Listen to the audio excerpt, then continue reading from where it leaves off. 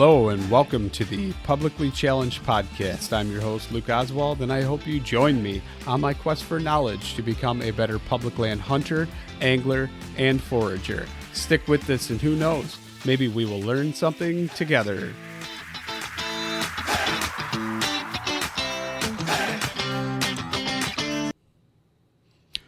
All right, real quick before we get started on the show, I'm just going to talk about Treeline Academy. You've heard me say it. I can't even tell you how many times. Mark Livesey is treelineacademy.net. That's treelineacademy.net. Sign up. Use the promo code PC2020. Save yourself $20. Can't say it enough. It's awesome, amazing, most comprehensive e-scouting course out there. Check it out for yourself. Sign up. Use promo code PC2020. And now let's get to the show. All right, so I'm sitting here and I'm talking to Daniel Colloms, and Daniel's got a pretty cool story to tell. So, Daniel, I'm going to go ahead and let you introduce yourself, man. All right. Well, first off, thank you for having me on the podcast. It means a lot. But yeah, so to talk about myself, I'm 18. My name's Daniel, Daniel Colloms, and like what I'm most passionate about in life is God. I'm a Christian, and second of all, I'm extremely passionate about hunting, and I guess that's why I'm on here tonight. Somebody told me about you and just kind of, they said, man, this kid super passionate about hunting, and I think he's going to have a huge year.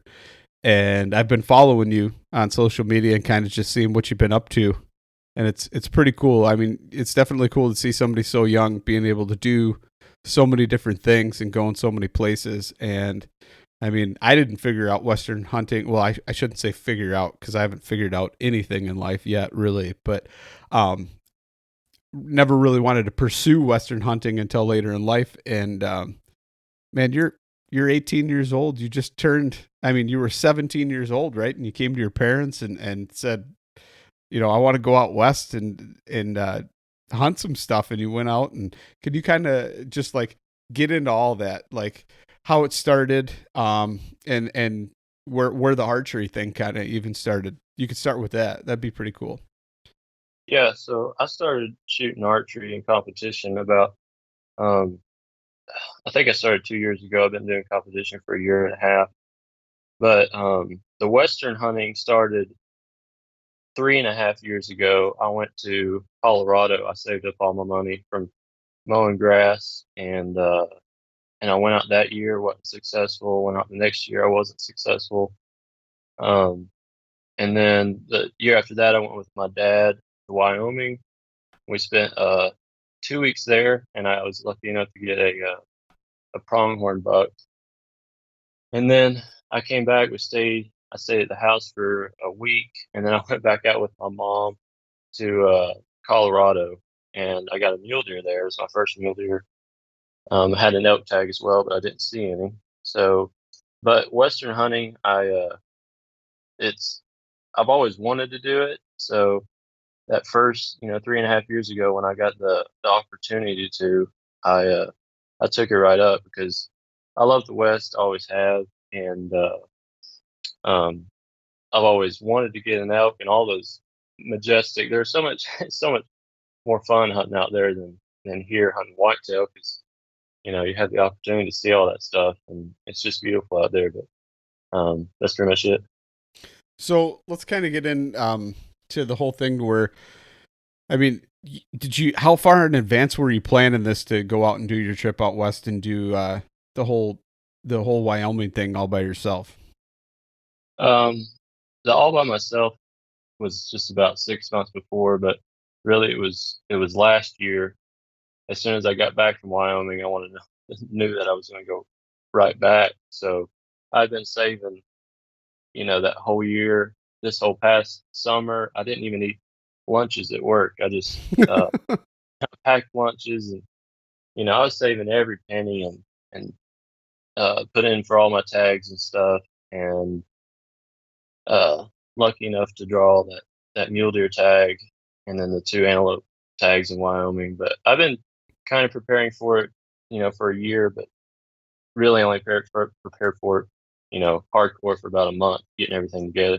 So, what kind of gear and everything did you have to get and prepare for that trip? I bought a backpack. I bought a Safari backpack, sleeping bag, a new sleeping bag, a new cook set. I mean, pretty much everything. I spent a lot of money on it all, more than I would like to, but it was all good. And um, I was lucky enough. Uh, we got my tags the night before I turned 18, so it was the youth prices, so that saved me a few $100 right there. But um, yeah, it was a lot of money, but it was well worth it. It was time of my life out there. So let's get into that then. So you convinced your parents, or were they like, no, it's okay, go ahead and go out there, all by yourself, no hunting buddy, no nothing, or was there a little bit of convincing? No, they were up for it, especially my dad and my mom both. They're both very laid back and totally okay with it. They knew that you know there's more of a chance that I get hurt doing anything else than going out there. So you drove out. Did you break up the trip, or were you driving it straight through all by yourself? What'd you do? I normally I do 12 hours one day and 12 hours the next day, 24 hours out there, and stayed when I was going out there the first night. I stayed at my mom's friend from college's house, and then ended up in Sundance, Wyoming. I stayed there again, and then went all the way into Middle Wyoming. So I guess it took me 2.5 days to get there. And then kind of go into just the whole thing. You had two antelope tags and a mule deer tag, right? Yeah, I had a yeah, that's exactly right. I had just the two antelope doe tags because I got my buck tag the year before. I didn't have enough points in any of the units, but in with my mule deer, that was in the Bighorn Mountains, and I spent um, I was there for 2 3 weeks there, but I got my mule deer on the 11th or 12th day, and that was awesome. I was out there every day trying to spot up mule deer, and I went on several different stalks, and then ended up with the one I had. And then those days afterwards, I hooked up with a friend that lives there in Wyoming, and I helped him hunt some antelope and mule deer. And he had an elk tag as well because he lives there, and he was just in any general unit because he's lucky and lives in Wyoming. But we we hung out, so I was there for 3 weeks, and then after that, I went to eastern Wyoming and spent another 2 weeks there hunting those two antelope. Sorry. So how was it? Was it a spot and stock? I mean, did you use your bow when you got the mule deer, right? Yeah, yeah, that was my first traditional kill. I guess I should have went into that, but the uh, mule deer. So I went on. That was my fourth stalk, and it wasn't really much of a stalk, but the three stalks before that was just they winded me or they saw me or something went wrong or the doe saw me. But on the story with the one I actually got, that same friend came in a couple days before just for the weekend. So we were driving around the roads, and there was this small 200-acre piece of BLM land. And as we were driving by, we saw these three monster mule deer out in the just happened to be in the 200 acres, surrounded by thousands of acres of the private. So that was right at dark, and we saw him. We watched him all the way until dark, and then he left the next day. And I decided that I would come back the next evening to just see if they were still doing the same thing, and they were. And I filmed them with my camera and everything. And I would have tried to do something about it, but they actually crossed the road, and on the across the road was another unit, so I couldn't do anything about it. So I figured, they were coming out about 5:45, so I went back the next night and set up in that edge of that field. And right at 5:30, they came out, and there was five of them in the group. and the biggest one was in the front. And I don't know how big he is. I'm not good at scoring mule deer. He was well outside the years, and I know that's big for a mule deer. Um, and he comes up at 15 yards, but the issue was I was at full draw forever because they were looking at me and I couldn't let down because I figured they were going to see my movement and bust off. Um, but they didn't. They didn't bust off, and they came. He came right up at 15 yards, and I was so weak at that point from holding my bow for. I was probably holding it back for 2 minutes, and with no let off, that's really hard to do. So I missed him low, and he him and all the other ones except the one that I got, which was the smallest one in the group, and he came out at, or he turned and stopped at 37 yards, and I knocked another arrow and got enough blood in my arms and pulled back, and I hit him a little far back, but um, he looked like he was done right when I shot him. He hunkered down and they kind of walked off, and then I went over there and there was no blood, so I gave him the whole night, and I came back the next morning. There was still no blood, and I was kind of discouraged because I thought there may be a chance I wasn't going to find him, but I just started doing a grid pattern in that whole 200 acres, and by God's grace, I ran over him. There was still no blood. I found the trail he went down, and I walked from him back to where I shot him. It was 380 yards. Is how far he went, and not a single drop of blood or hair or anything. And I was probably 5 feet from him when I first saw him because they blend in so well while they're dead. And that was an amazing feeling when I saw him and realized what I'd done, got my first traditional kill. That's pretty cool. So then after that, you kind of, I mean, were you truck camping the whole time or camping, like, were you packing in and camping? What were you doing? I was doing a little bit of both. Um, that I wanted to do more backpacking in and tent camping. I bought all the stuff for that. That's another thing I bought was a shelter system and everything. But where I was hunting was just so flat. It's like a giant prairie with just some topography. So there's no sense in packing in. Right. So I was hunting out of the truck most of the time, which was fine. But yeah, that's pretty much what I did. Were you keeping yourself well fed or what were you doing for food out there? So my dad and I dehydrated a bunch of meals. I was going to buy a bunch of like 100 of the peak refuel meals, and then I got to total, and it was like a lot of money. So to buy a dehydrator, and we're going to dehydrate all these meals. And my dad's a great cook. He's amazing in the kitchen.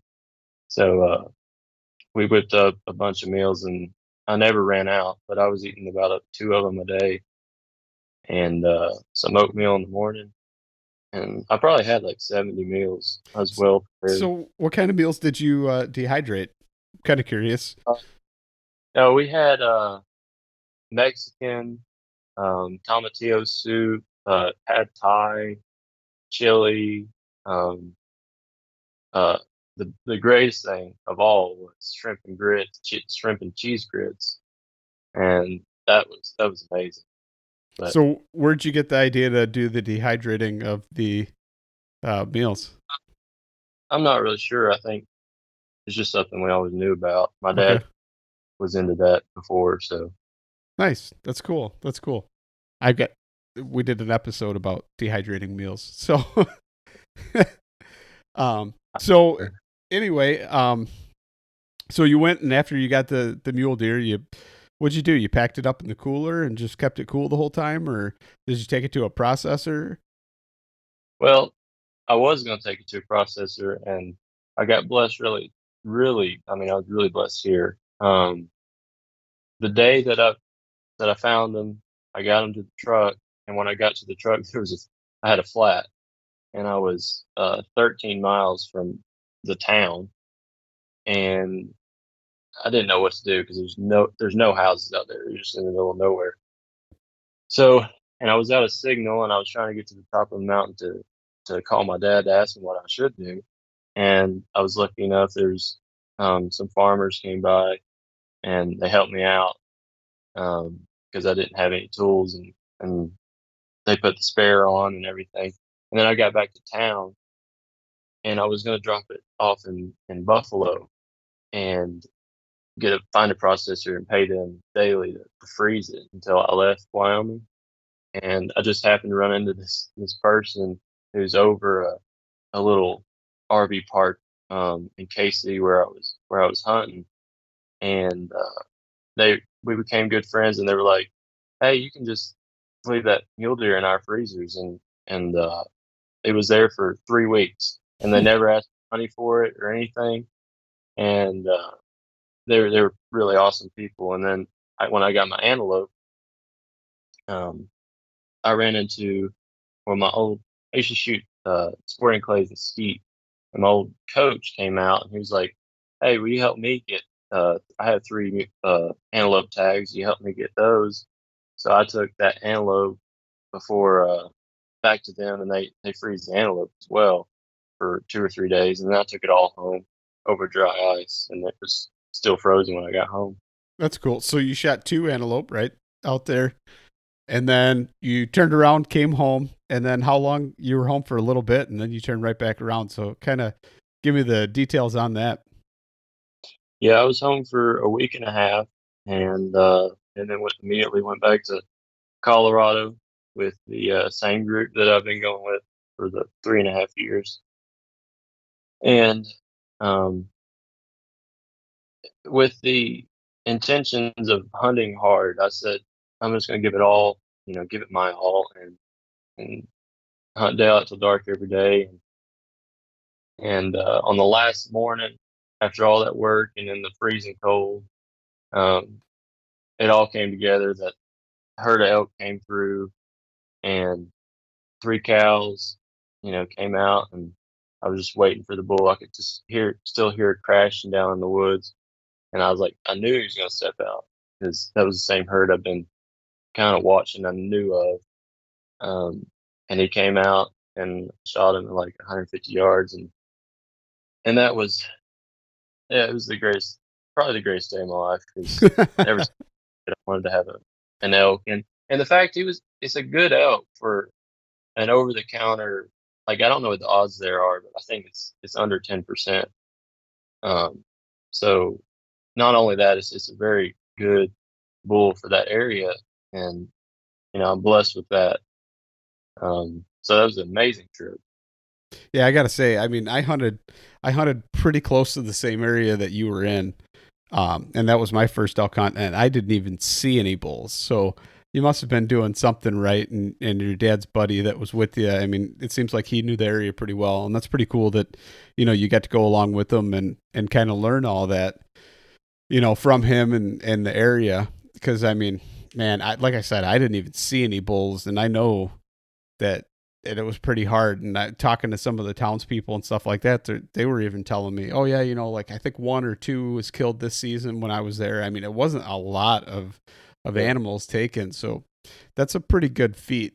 And then you you kind of you turned around and you came home, and then you just had another pretty good success pretty shortly here, right? I mean, decided to Uh, do a little bit of what was it, rifle whitetail hunting or yeah, it was a rifle. Unfortunate part about that is he was within bow range, so I was a little disappointed, but it was my biggest whitetail of all time, and uh, in public land, and I was up the tree, and he came through at about 9 o'clock. Real old, real old deer. He was the game warden said probably in his mid sevens, so he was gray and bald on his head. His ear was ripped, where another bucket put the tine through and ripped it out. He was blind in one eye, had a big cyst on his neck, and um, yeah, he was pretty mangled up. But I've always wanted to get an old deer like that. But it was my biggest whitetail to date. He came through at 9 o'clock, and at 30 yards, I shot him. I wish I had my recurve with me, but I shot 'em with my rifle, and another great experience. I've been very blessed this year to have all these. Absolutely, you have. I mean, you were keeping that freezer full and feeding that big family of yours for Yeah, sure. we had to buy two new freezers, um, chest freezers, so we have a bunch of meat right now. That's good. That's really cool. So when you were out in Colorado, you were kind of telling me that you had kind of, I mean, it was a neat experience, but at the same time, it was kind of, a little bit scary to think about. But can you kind of tell me about that? The mountain lion Yeah, that experience. one. Yeah, so um, it was another kind of dream of mine to run into one of those things because they're awesome. But this one evening, I went out after a big snowstorm on the mountain. We came down because it was just snowing left to right and lightning and that stuff. But decided to go out to this spot where one of the guys told me to go, and it was just sitting there. I got up to the spot, sit down, and 5 minutes after I sit down, this big, I think it was a tom, came by at 10, 15 yards and just staring right at me, walking up the same trail I came up, just tracking me. Big mountain lion. And to it was pretty, it was pretty scary, but at the same time when he came through, I was uh I was kind of happy. I was, I had a smile when I first saw him because it was kind of a dream, and then that you know that joy of seeing him kind of shrunk away when he pounced down like he was going to pounce on me. Kind of got low, and I racked the shell in the gun. Well, I pulled the trigger, and it was a dud shell. I mean, what are the odds of that go off? So I racked another one in and squeezed the trigger right over his head, and didn't do a thing. He eased up a little bit, but it didn't scare him off. So I was a little nervous at that point, but I kept yelling at him, and finally he just eased off and then stopped probably 30 yards in a bush just looking at me. And this went on for 5 minutes. He was looking at me and then just eased off. But it was an awesome experience. Yeah, for sure. I mean, especially now that it's over with, because it could have turned Yeah, pretty yeah. ugly pretty quick. So I'm I glad have, glad you had the wherewithal to try and warn it and ward it off anyway, because it would have sucked if that one shell that was the dead shell and it tried to actually pounce on you. It would have been a different I don't know. outcome. I was trying to find that shell, but once I racked it out, there was like 5 inches of snow on the ground. And I had no idea where it went. But one day I'll go up over there and try to find that shell Yeah. and cover it. So what are your plans for the rest of the year then? Because hunting season's not quite over yet. What are you trying to do now? It's not quite over yet, and I'm trying to. I'm gonna keep hunting whitetail and hopefully get another one of those. And I may try to maybe even get a couple does. I want to try to learn how to do taxidermy. And I was gonna do my buck that I shot, or I said the next buck I'm gonna shoot. I'm gonna learn how to taxidermy it by myself. And then it had that big cyst and then the bald spots, and I want it to look really good with the blind eye. So I'm gonna get somebody to do that one. But I may shoot a doe and try to taxidermy that myself. Um, and then there's a oddball chance that I'll go to Alabama and hunt hogs. Um, that's just kind of a friend said that might be a chance. So hopefully that comes through. So what But if you go do the hog hunt, what you gonna take a gun, or are you gonna take your bow, or what are you gonna do? take my bow. There's a bunch of hogs down there, so I'm gonna try to get one with a bow. What kind of arrow are you shooting with your bow? What's your setup? Uh, my setup is a Hoyt Satori, and I have the Samick Discovery lens on it. They're foam carbon limb, and then I have I think they're gold tip traditional XT and 200 grain Strickland up front with the collar, so I think it's like 275 grains up front. But it's a little slow of an arrow. It's like 700 something grains. Not the arrow's fault. It's my bow. I don't have enough weight on my bow. I think that's Not okay though. I mean, you're hurling some serious mass, especially front of Oh, center yeah. like that. I wouldn't worry about a hog with that. No. It went straight through my mule deer. It didn't even slow down. It Yeah. actually went in, it went 20 yards past it and stuck halfway in the dirt. Yeah. So No, that's a pretty good setup. I was just kind of curious to see. I always like asking people what they do. I mean, like even my compound bow, I'm shooting a heavier arrow. I'm shooting like 618 grains. So I like adult arrows as well. yeah, I I'm, like heavy. That's just I'm shooting 44 pounds, so it's having a hard time shooting those arrows as fast as I like them to. But yeah, that's not bad. I want to say my buddy's got a longbow with reflex deflex in the limb, so it's a little bit faster. And he's shooting like, I think his arrows are like 602 grains or something. Um, but he's shooting fast, like 177 feet per second with that, or something like that. I mean, that's cruising for a longbow with a heavy arrow like that. I couldn't believe it when we stuck it on the chrono, and I mean, I was only like 244 feet per second, so he's hanging in there pretty good. yeah, So, yeah. um, are you planning on doing like mule deer next year in Arizona, like beginning of the year or something, or what? Are you? I kind of heard somebody asking you if you're going to Arizona to do a little bit of archery in January. It's a possibility. I When I was in Wyoming, I was pretty sure I was going to do it, but now I'm back and I'm trying to start a pressure washing business Yeah, and trying to all the money to buy all that stuff. And maybe I'll go, maybe I won't, but I would love to go hunt muleys yeah, again. I think it'd be pretty cool.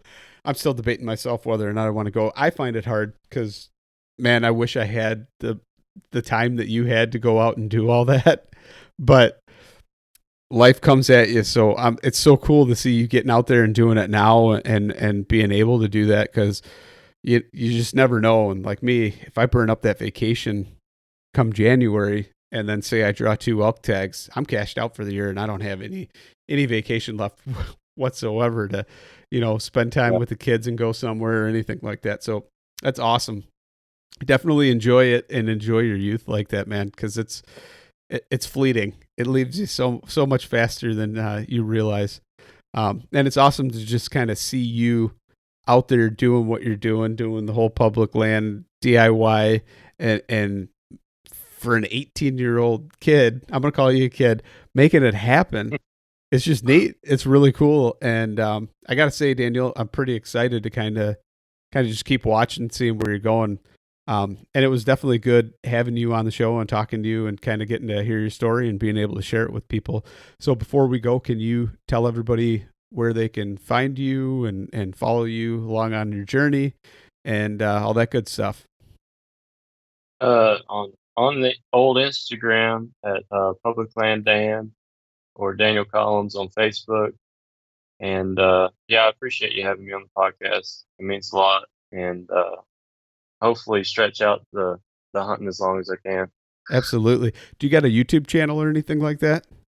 No, but while I was out there, I filmed a lot, in my opinion, a bunch of stuff, and I'm gonna get that edited and try to get it on YouTube, and that will be under Public Land Dan. So maybe like if you're watching this podcast like a year later, maybe it'll be on there. That's cool. No, I mean I I try to film things and do things, and half the time I forget to even take a picture because I find myself getting so wrapped up in the moment, which is a good thing, I guess, other than the fact that it's hard to share it with people other than just using words to convey it because you forgot to take a picture. But no, I get it. Yeah, That's pretty cool that you did that.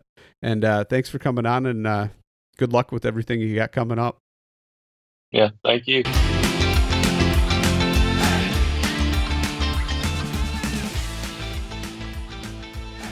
And once again, thank you so much for listening to the Publicly Challenged podcast. I hope you enjoyed the show, and if you did, please subscribe on whatever platform it is you're listening to.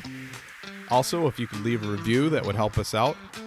And you can check us out on Instagram or at publiclychallenged.com. And once again, thank you so much for listening to the show.